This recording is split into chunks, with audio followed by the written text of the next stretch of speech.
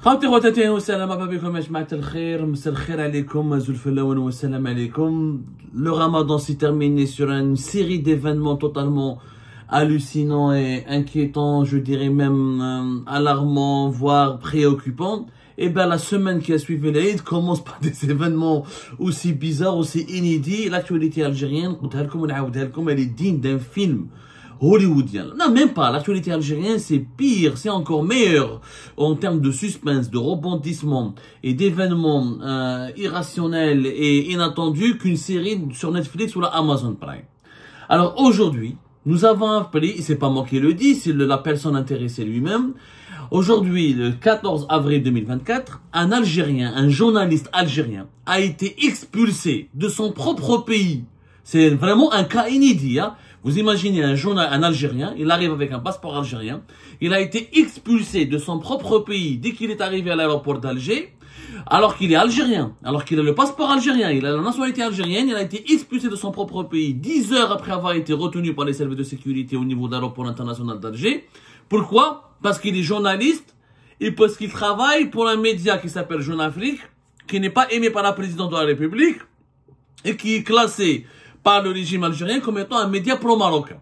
Parce qu'il est algérien, parce qu'il est journaliste et parce qu'il travaille pour un média qualifié de pro-marocain qui est Jeune Afrique, dans son propre pays. Il n'a même pas pu fouler le territoire national de son propre pays alors qu'il est algérien, qu'il est né en Algérie, qu'il est connu en tant qu'algérien. Il s'agit de M. Farid Alilet. Alors Farid Alilet, pas mal de francophones le connaissent, d'autres personnes ne le connaissent pas du tout. Farid Alilet, bon, on dit, journaliste la BSB, sarahatan, il a été longtemps responsable de la rédaction du Matin, le journal Le Matin, pendant de longues années avant que Le Matin ne ferme. Rédacteur en chef aussi de Liberté. Il travaille à Jeune Afrique depuis un certain nombre d'années, je crois depuis pratiquement 2012, 2011, 2013. Je connais pas très bien sa biographie. En tout cas, c'est une plume assez respectable. Moi, par exemple, j'ai beaucoup de divergences avec lui. C'est quelqu'un que j'apprécie pas sur le plan humain parce qu'il est amer, il critique beaucoup les jeunes journalistes, il a un complexe vis-à-vis des jeunes journalistes et il a toujours voulu être le seul qui veut briller. Il a un problème d'ego, mais sincèrement, sur le plan personnel, il a un problème d'ego. Mais avec Binet, je m'en fous, c'est entre lui et sa personne et son... Mais sur le plan intellectuel, c'est quelqu'un que moi je respecte beaucoup, qui a des travaux, qui a des articles et des reportages très intéressants. Il a publié déjà 3 livres. Maintenant, le livre en 2021, Bouteflika, une histoire secrète. Bon, c'était bien c'était en 2019. Il a reçu un prix pour ce livre en 2021, le prix Paul Bouteiller. Il a écrit un livre en 2002 sur une enquête sur la révolte en Kabylie. Vous ne pouvez pas nous tuer, nous sommes déjà morts. Et récemment, il a fait un livre sur Idir. Idir, un Kabyle du monde. C'est un journaliste écrivain qui franchement, son parcours est respectable. Il a travaillé au Matin jusqu'au juillet 2000. Ensuite, il est parti, il a travaillé à Liberté. Ensuite, il a fait, comment on appelle ça? Il a intégré la rédaction de Jeune Afrique, dont il est l'un des responsables. Voilà, il est à Jeune Afrique depuis 2004. C'est quand même bon. Jeune Afrique, on reproche à Jeune Afrique d'être un média, même s'il y a beaucoup de qualité dans ses articles, dans les reportages et les articles et les publications de Jeune Afrique, mais c'est un média qui est très controversé parce qu'il a toujours été proche des pouvoirs autoritaires africains et qui a toujours fait de la publicité pour la France-Afrique, pour les pouvoirs autoritaires africains qui lui donnaient de la publicité. Il a toujours été assez complaisant vis-à-vis des dictateurs du continent africain. C'est pour ça qu'il est très critiqué par les élites africaines, même s'il reste l'une des références médiatiques les plus importantes de l'Afrique francophone. C'est parmi les premiers journaux, les premiers magazines, les premiers médias panafricains qui se sont intéressés très tôt, depuis même des années 60, à l'actualité panafricaine.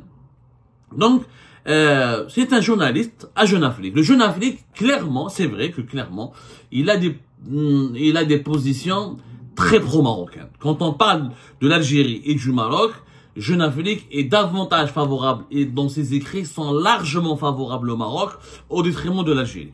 Ce n'est un secret de personne et depuis de longues années. Depuis de très longues années, il y a d'ailleurs, c'est un secret de Polichinelle, il y a des, comment on appelle ça, il y a des contrats publicitaires entre l'État marocain et Jeune Afrique. Il y a pas mal de journalistes de Jeune Afrique qui font beaucoup de va-et-vient avec le Maroc. Il y a énormément de publi-reportages, sur le Maroc, sur les projets initiés par le Maroc, sur les entreprises marocaines. C'est un média qui a été toujours très proche du palais royal marocain. Mais il faut savoir que le Maroc aussi a une stratégie médiatique très intéressante. Depuis l'époque de Hassan II, le Maroc était très proche des grands médias internationaux francophones. Il a toujours essayé de gagner leur faveur, de leur donner de la publicité, de les inviter au Maroc, de leur ouvrir les portes. C'est un régime comme il était plus ouvert que le régime algérien et qui a misé très tôt et qui a compris très tôt l'importance de la publicité, de la promotion, du lobbying médiatique, de la diffusion d'articles positifs pour louer ou là pour vendre le modèle marocain, pour gagner, c'est-à-dire pour bénéficier d'un traitement médiatique favorable auprès des grands médias internationaux. Donc il y a une stratégie de lobbying médiatique qui est très ancienne au Maroc, très ancienne, et Jeune Afrique a fait partie. Il était l'un des partenaires médiatiques attitrés de l'État marocain et du régime marocain. C'est un secret de polichinelle. Ceci dit, Jeune Afrique parle de l'Algérie, écrit sur l'Algérie. Ce n'est pas un média radicalement anti-algérien, mais quand il y a des polémiques, il y a des problèmes avec le Maroc, souvent et régulièrement même, Jeune Afrique est du côté du Maroc. Mais il se trouve que au sein de Jeune Afrique, il y a des journalistes algériens qui travaillent. Menhom Farid Alilet. Alors qu'est-ce qui s'est passé? Farid Alilet, il est parti à Alger hier, il a pris un avion apparemment. Au Lyon, il y a 2 heures de cela, Lyon le 14 avril 2024, il écrit sur sa page Facebook: bonjour, je vous raconterai aujourd'hui comment j'ai été expulsé d'Algérie, de mon pays, 10 heures après avoir atterri à l'aéroport d'Alger. Et là, ce soir, je raconterai les détails. Je suis arrivé au guichet de la PAF vendredi à 18h30, donc il parle de vendredi. Ah oui, vendredi, c'était même pas le 13. Vendredi, c'était le 12 avril. Il est arrivé à Alger le vendredi à 18h30 à Alger. Je suis resté dans les locaux de la police aux frontières jusqu'à samedi 6h30 avant de m'escorter à la porte de l'avion d'Air France. Ah, il a écrit A, c'est Air France. Donc, pour le moment, Farid Alilet n'a donné que ces détails-là. Il a juste confirmé qu'il est venu à Alger le 12 avril 2024 et qu'il a été retenu par les services de sécurité jusqu'à samedi matin, 6h30, 6h30 du matin, et il a été expulsé plus tard. Donc c'est qu'aujourd'hui, le 14 avril, il a décidé de médiatiser son cas. Il s'avère que nous avons mené notre petite enquête, que l'information a été effectivement vraie. Nous n'allons pas... Farid Alilet a été réellement expulsé de son propre pays. Je rappelle qu'il est de nationalité algérienne, qu'il a le passeport algérien, et qu'il est ressortissant algérien, même s'il est visiblement binational et qu'il a aussi des papiers français. Mais en tout cas, il est d'abord algérien, il a toujours été algérien, il a exercé ses libertés le matin, les années 90, une partie des années 2000, et il est parti ensuite en France à partir de... Il a commencé à travailler pour Jeune Afrique depuis 2004 et de façon assez régulière depuis ces 10 dernières années. Mais il a fait l'essentiel de sa carrière en Algérie, et c'est un Algérien attitré, connu, c'est un citoyen algérien à part entière. Il s'avère que, qu'est-ce qui s'est passé? La décision d'expulser Farid Alilet a été prise par la présidence de la République. Je dis bien, ce sont les services de la présidence de la République qui ont demandé à la police, aux éléments de la police aux frontières, de la PAF, dans l'aéroport international d'Alger, à la brigade spécialisée en charge de la police aux frontières, de ne pas autoriser d'abord Farid Alilet d'entrer sur le territoire national.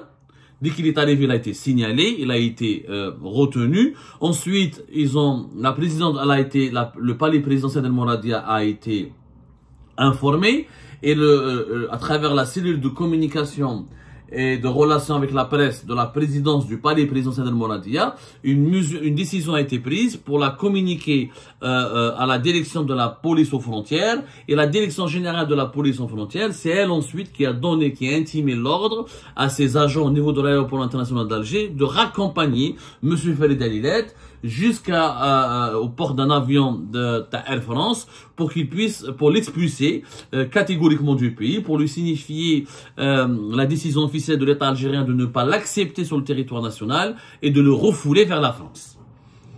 Ce n'est pas une décision qui est sécuritaire, c'est d'abord une décision politique. C'est-à-dire que les services de sécurité ne reproche rien de prime abord à Farid Alilet. Ce n'est pas eux, ce n'est pas la police aux frontières qui n'a ni la légalité, d'ailleurs ni les prérogatives, ni le droit, ni la possibilité d'expulser un citoyen.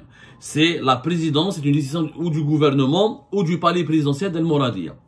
C'est une décision politique. Les services de sécurité peuvent interpeller, peuvent mettre en garde à vue, placer sous enquête, retenir un voyageur, mais ne peuvent pas l'expulser. C'est une décision qui doit être motivée par une instance du gouvernement ou le ministère de l'Intérieur, qui est la tutelle de la police algérienne, ou le Premier ministère, ou le ministère des Affaires étrangères quand il s'agit de certains cas précis qui impliquent des ressortissants étrangers, ou du palais présidentiel. Donc, Farid Alilet, c'est la présidence de la République, le palais présidentiel d'El Mouradia, qui a intimé, qui a demandé fermement à la police aux frontières, au service de la PAF, de l'aéroport international de l'Alger, de l'expulser. Pourquoi? Parce que Abdelmajid Tebboune en personne déteste Jeune Afrique, et que la présidente de la République considère Jeune Afrique comme un média pro-marocain, et elle le classe comme un média propagandiste pro-marocain et anti-algérien. Et la quatrième raison, c'est que Farid Alilet est venu avec un ordre de mission.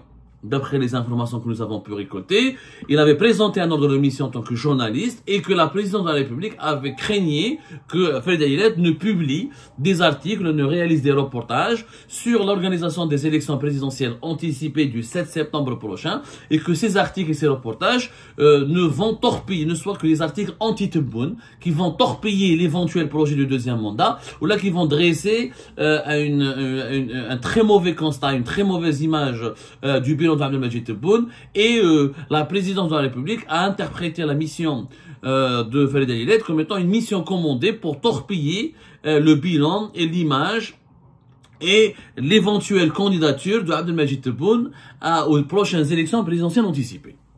Haïk la vérité de l'histoire.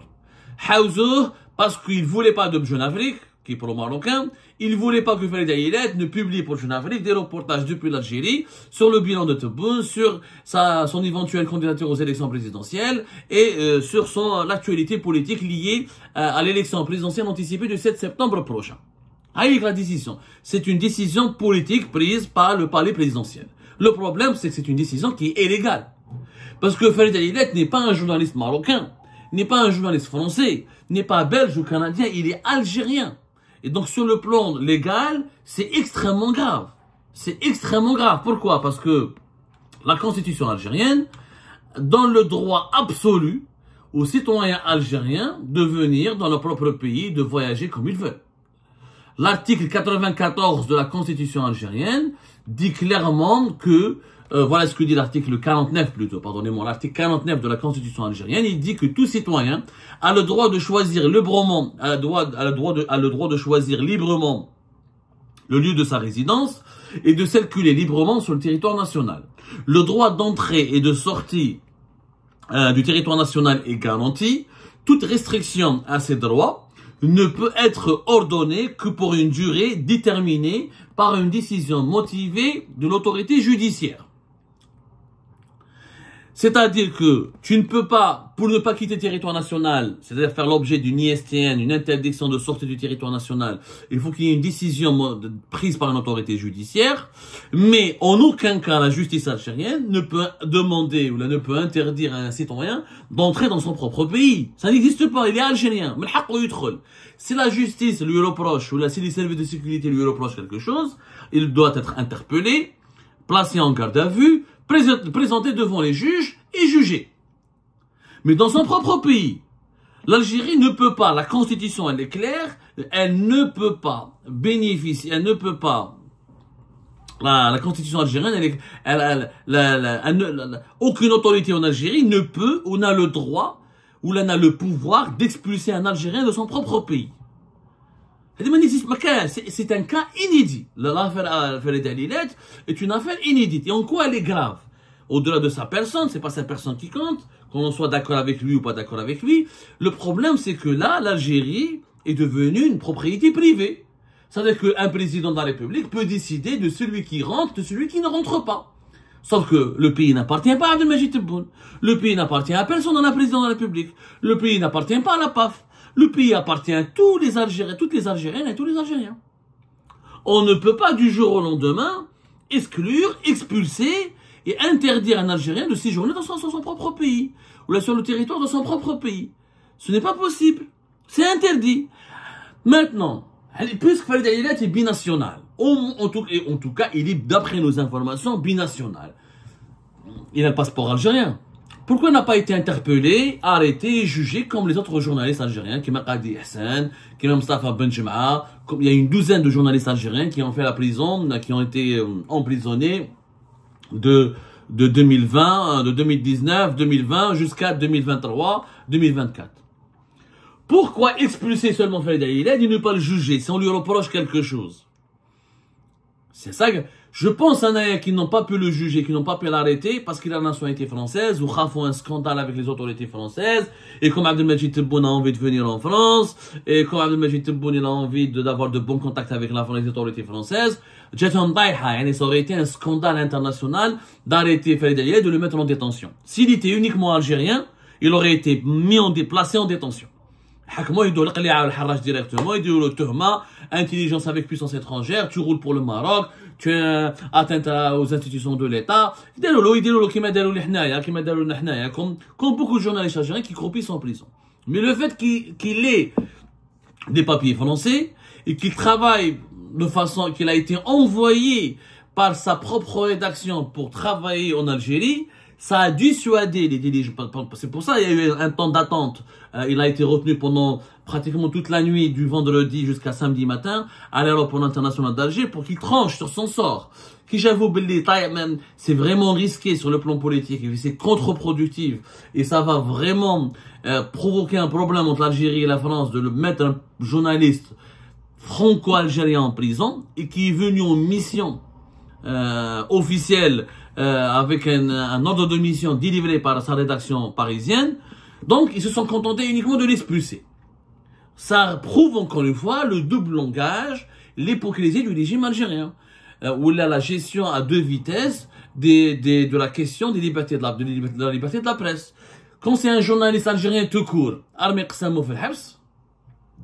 Quand c'est un journaliste algérien mais qui a une double nationalité, ou là qui a un passeport étranger, ou là qui vient avec un ordre de mission d'un média étranger, non, il faut se contenter de l'expulser. Dans tous les cas, c'est une affaire extrêmement grave. Ça démontre que l'Algérie est devenue une propriété privée. Et que c'est illégal. C'est totalement illégal. Les articles de la Constitution algérienne sont totalement illégaux. Tu ne peux pas interdire à un Algérien d'entrer dans son propre pays, même s'il a collaboré avec le roi du Maroc. Même s'il est un conseiller du roi du Maroc, l'expulser de son propre pays, ça n'a aucun sens. Absolument aucun sens. Maintenant, le régime algérien qui se plaint des médias internationaux qui sont pro-marocains. Que le régime algérien établisse une stratégie médiatique, se rapproche de grands médias internationaux, leur donne de la publicité, leur ouvre les portes du pays, qu'il crée lui-même, ou là qu'il alimente lui-même, ou là qu'il établisse lui-même des bonnes relations avec certains médias prestigieux et rayonnants pour défendre son agenda, ou là pour défendre des marges du pays. Par exemple, de trois, qu'on l'aime ou qu'on n'aime pas à Farid Aïlad, on n'a pas le droit de lui infliger un tel traitement humiliant et méprisant. Et je rappelle que la décision a été prise, encore une fois, par le palais présidentiel d'Al-Monadia, et ce n'est pas une décision prise par les services de sécurité, et qu'elle obéit à des considérations politiques, et que, franchement, Farid Aïlad devrait être soulagé, parce que s'il n'avait que le passeport algérien, et s'il a été uniquement algérien, et s'il n'avait pas s'il n'était pas protégé par sa rédaction française, qu'il n'était pas en mission attitrée officielle de sa rédaction parisienne, je pense qu'il aurait eu de graves ennuis en Algérie. Mais franchement, de graves ennuis en Algérie. C'est une affaire extrêmement grave, dommage, préjudiciable et regrettable, encore une fois, pour l'image du pays, qui démontre que l'Algérie est en train de basculer dans un autoritarisme irrationnel et que ce pays, après avoir été une dictature, il est en train de devenir une propriété privée.